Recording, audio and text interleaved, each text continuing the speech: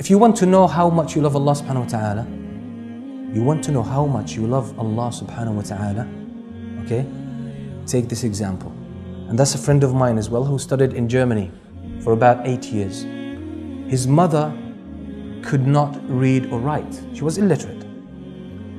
At that time, there was no internet, there were no mobile phones. The only way of communication was sending letters. He would send a letter every month, one letter every month. His mother could not read or write. When she got the first letter, she went to her neighbor, her friend. She asked her to read the letter for her. She read the letter and she was in tears. That's his son. And this specific son had a special place in her heart, subhanAllah. Second month, she did the same thing. Third month, she went and that lady wasn't in the country, was out of town. So that day she didn't have anyone to read for her. Her other sons were in school. So she was frustrated for most of the day. Until one of her sons came back from school, she said, read that for me, please. But she was drained at that time, emotionally. When she had this experience, she said, I'll make sure this never happens again. What did she do? She taught herself how to read and write. She literally learned how to read and write just to read the letters coming from her son.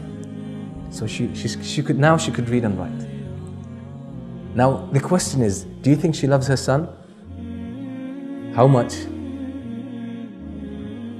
She loves her sons, as you say here, she loves her son to bits. Yeah. Now my question, this woman used to, after she could read, and even before she could read, she always had these letters in front of her. She would hug the letters, look at them, and after she learned reading, she would read them every day. Now my question, this woman loves her son so much, this is why she would read his letters every day. My question is, how often do you read the letters of Allah subhanahu wa ta'ala? How often do you read the book of Allah? When last did you read the Quran? How often do you do it? Do you feel the attachment as you read the Quran? That's the question. Now you're putting your feelings to the test. A lot of, many times we like to, be in favor of ourselves, not face the reality. But with a lot of analogy, we'll be shocked at what we do.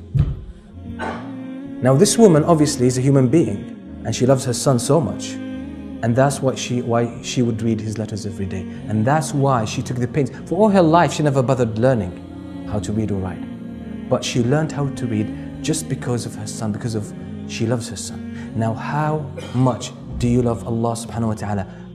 Don't tell me, but keep the answer to yourself based on how often you read the Quran. That's it, simple.